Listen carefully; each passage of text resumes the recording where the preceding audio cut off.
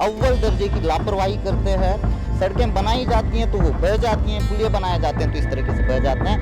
प्रदेश भर में स्कूल जतन योजना के तहत करोड़ों रुपए फूंक कर उन्हें नहीं पता कि किस स्कूल भवन का कैसा मरम्मत करना है। ये बच्चों की जिंदगी के साथ सीधे सीधे खिलवाड़ है, क्योंकि कलेक्टर सर पूरा यहाँ पानी टपकता है सर, और पानी की भी समस्या है सर, लाइट भी होता है, पानी भी नहीं मिलता है सर। बस्तर के घने जंगल जहाँ हर पत्ता संघर्ष और जज्बे की कहानी कहता है, वहीं एक नाम उभर कर सामने आया जो इस कहानी का चश्मदीद गवाह था। मुकेश चंद्राकर। पत्रकारिता की दुनिया में वह सिर्फ एक रिपोर्टर नहीं बल्कि बस्तर की आत्मा की आवाज थे। उनकी कहानियां सच्चाई, दर्द और हिम्मत की मिसाल बन गई।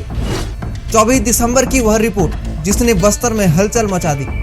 मुकेश ने बीजापुर के गंगालूर से नेल्सनार तक बन रही सड़क निर्माण परियोजना में हो रहे भ्रष्टाचार की पोल खोली। रिपोर्ट में बताया गया कि 52 किलोमीटर की सड़क के लिए 120 करोड़ रुपए का प्रोजेक्ट मंजूर हुआ था, लेकिन 40 किलोमीटर के काम में 35 गड्ढों की भरमार थी। निर्माण सामग्री की गुणवत्ता इतनी खराब थी, वह बस्तर के कठिन जीवन को और कठिन बना रही थी। जब यह रिपोर्ट एनडीटीवी पर प्रकाशित हुई तो प्रशासन हरकत में आया। जगदलपुर लोक निर्माण विभाग ने जांच कमेटी गठित की और बीजापुर कलेक्टर संबित मिश्रा ने कहा उन्होंने पीडब्ल्यूडी को गुणवत्तापूर्ण काम का निर्देश दिया था। लेकिन सच्चाई की इस गूंज ने मुकेश की जिंदगी को खतरे में डाल दिया। मुकेश का जीवन एक संघर्षमय कहानी का हिस्सा था। 1993 में पिता को खोने के बाद उनकी मां ने एक आंगनवाड़ी कार्यकर्ता के तौर पर दोनों बेटों को पालने की जिम्मेदारी उठाई। बासागुड़ा के उनके घर में जिम्मेदारियों का साया था, लेकिन 2005 में सलवा जुडूम की दहशत ने उनके परिवार को राहत शिविर में धकेल दिया। मुकेश ने अपनी मां को नक्सलियों के सामने मन्नतें करते देखा था। उनके भाई की अफवाहों ने पूरे परिवार को निशाने पर ला दिया था। इन हालातों ने मुकेश को मजबूती दी और उनकी पत्रकारिता में सच्चाई की गहराई दी।